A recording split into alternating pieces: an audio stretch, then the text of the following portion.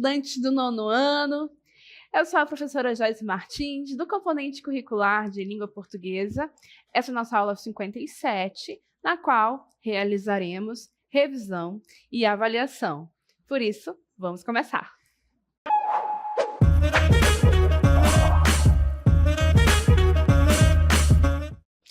Para este momento de revisão, nós então selecionamos o conteúdo de coesão. Nós vamos retomar aqui os conceitos de revisão, rever o que isso significa e demonstrar formas de construir a coesão no texto, correto?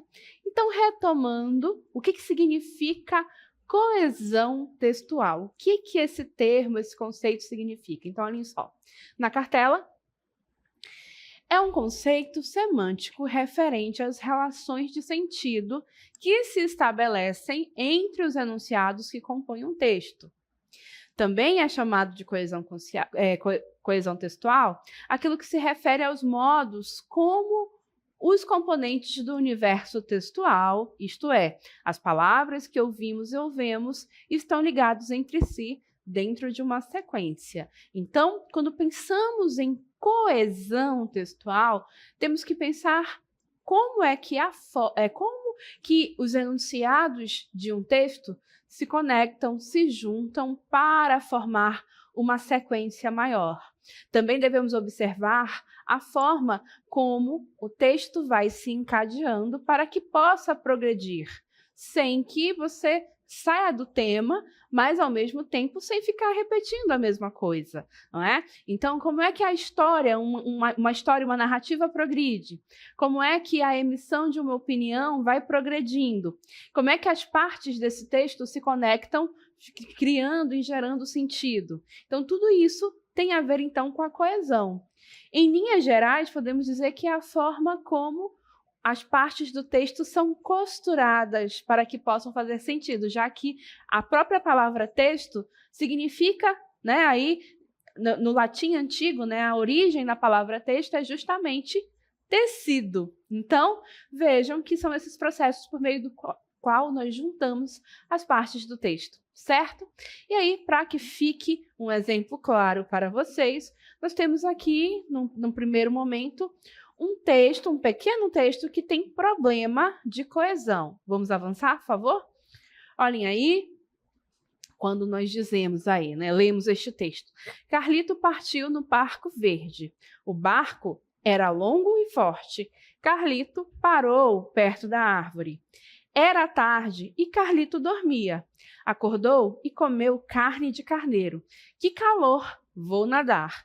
Então, neste fragmento, aí neste parágrafo, que nós observamos são as repetições de Carlito 3 vezes, barco sendo repetido 2 vezes. Aí também podemos observar justamente aí cada frase, na verdade, período aí parece que não se conecta com o anterior, né? Parecem ações soltas e especialmente ao final, né? Quando este personagem afirma que calor, vou nadar, né? Parece que essa parte não se conecta e não tem nenhuma relação com aquilo que veio antes, né? Em que ele acordou e comeu carne de carneiro. E o próprio elemento aí de carneiro, né? De repente, ele estava num barco, né? E aí, de repente, vai comer carne de carneiro, né?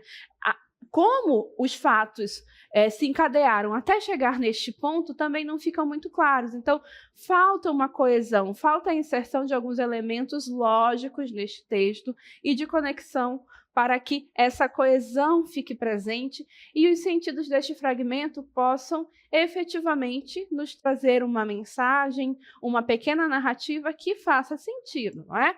Então, como então que ficaria este texto? Com uma coesão adequada, bem construída. Então, vamos lá. O mesmo texto, ou a mesma mensagem, vamos dizer assim, agora, com a sua coesão ajustada.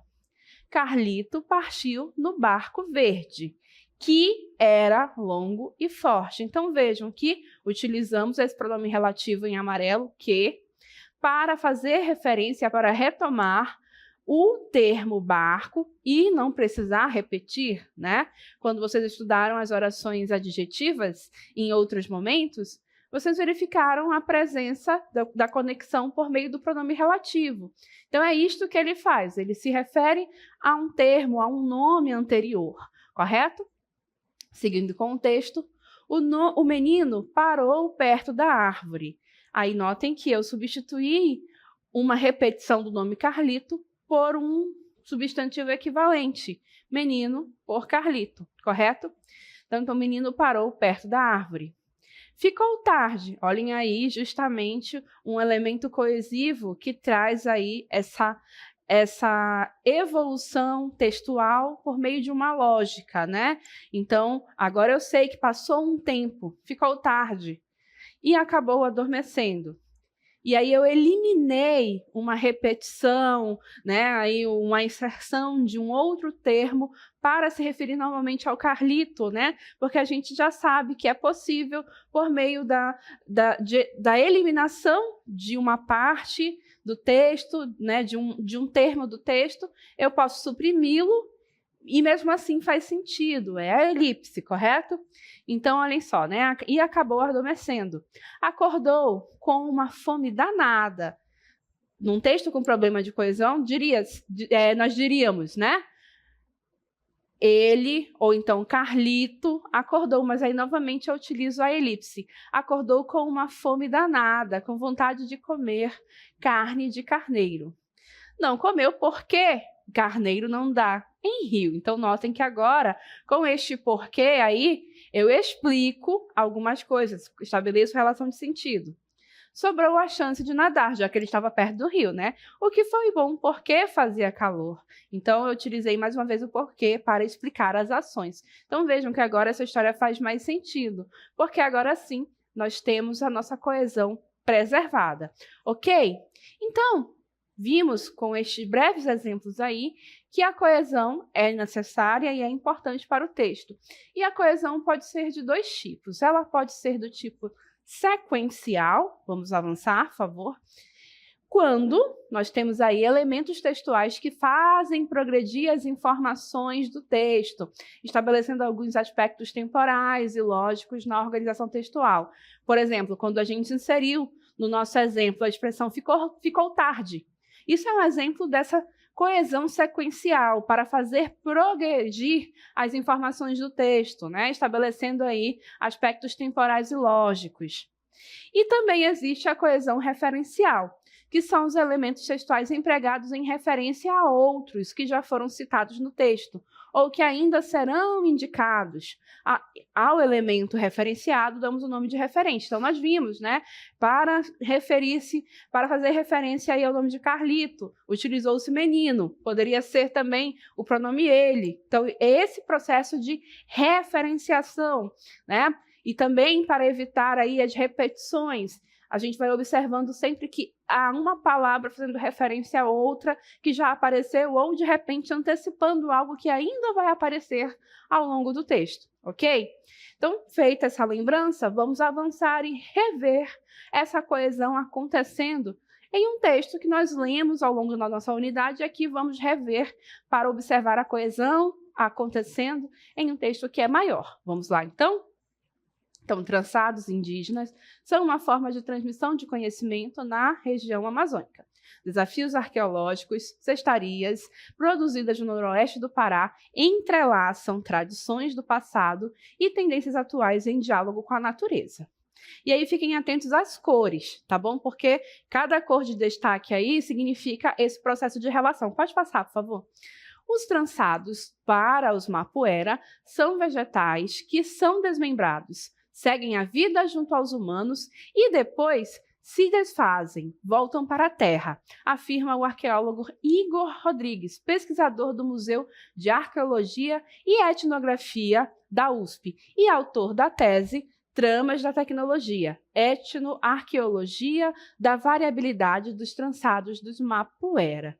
Então vejam aí que a gente tem esse trecho em verde e o trecho em amarelo. Na próxima cartela a gente vai ver como esses elementos são retomados. Então olhem só, em sua pesquisa, nesse contexto, pesquisa e tese são aí elementos que podem ser substituídos um pelo outro. Então é isso que o autor desse texto aqui faz, tá bom?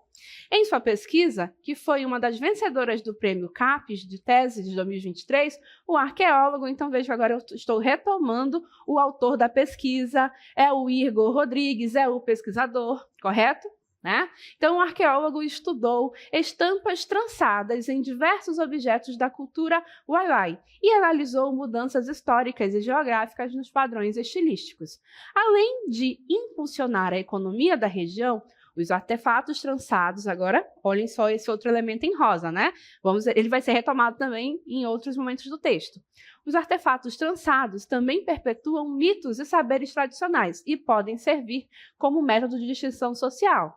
Seguindo, eles, ou seja, os artefatos trançados, né, remetem à memória e à história desses povos, explica o pesquisador, o arqueólogo, o Igor Rodrigues. Então, vejam, são formas de referenciação.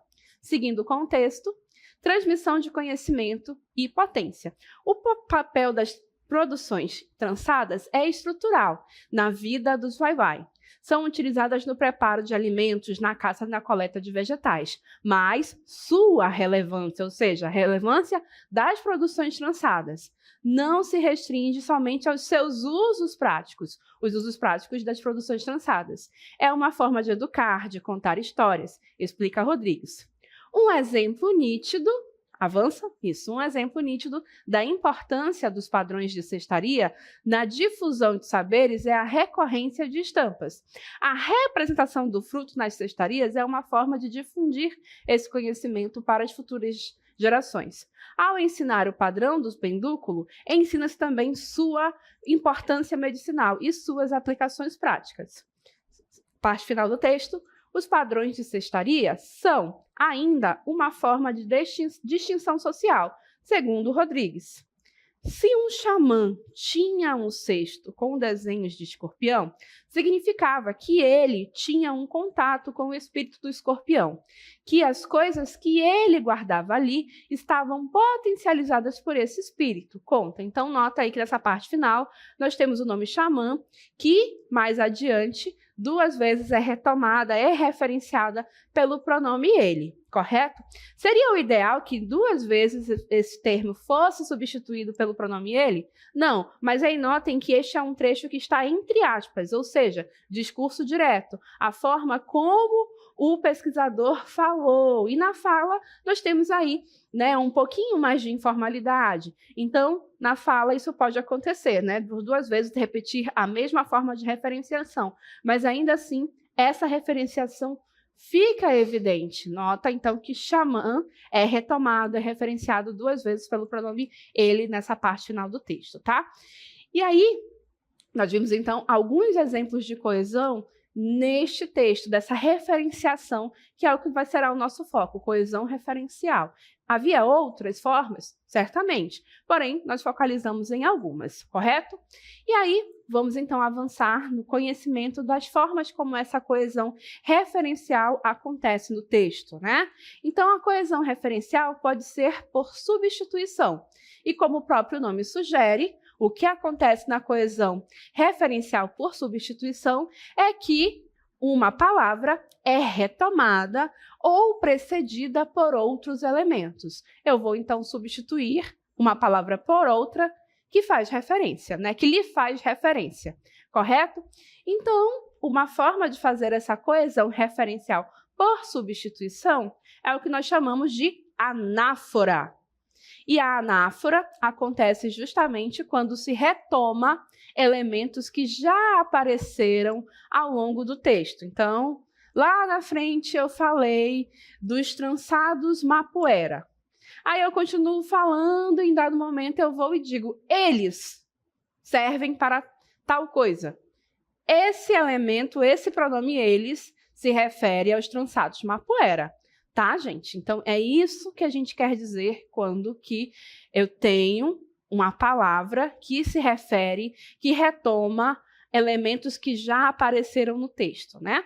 Em geral, as palavras que atuam nesse processo são os artigos, os advérbios, os pronomes, ok? E aí, vamos ver aqui o nosso exemplo. Se um xamã tinha um cesto com um desenho de escorpião, significava que ele tinha um contato com o espírito do escorpião, que as coisas que ele guardava ali, né, e aí o texto segue, notem que neste texto nós temos aqui a palavra, o substantivo xamã. Mais adiante, este mesmo termo é substituído pelo pronome ele, né, 2 vezes. Então, percebam que quando eu utilizo ele, eu estou fazendo referência a algo que já apareceu antes no texto, né? Uma palavra que veio antes. Então, isto é o que nós chamamos de anáfora, ok? Seguindo adiante, nós temos a catáfora. E a catáfora acontece quando o elemento que eu uso para substituir, né, vai antecipar elementos textuais que ainda não apareceram no texto. E aí, novamente, as palavras que, em geral, atuam nesse processo são os artigos, advérbios, pronomes, numerais. Então, vejam que enquanto a anáfora faz referência a algo que ficou para trás, que já apareceu no texto, né, apareceu primeiro no texto, a catáfora está antecipando. Vai aí antecipar algo que ainda vai aparecer. Então, olha o nosso exemplo. O pesquisador concluiu isto.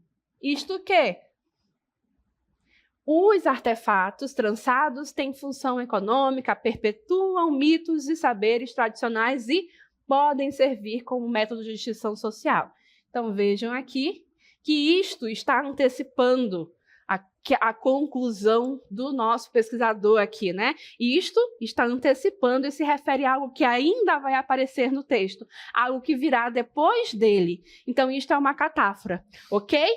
Ainda no campo da substituição, da nossa coesão por substituição, temos a substituição propriamente dita, que acontece quando o termo é retomado por outro de valor equivalente no contexto. E isso precisa ficar claro para vocês, tá bom?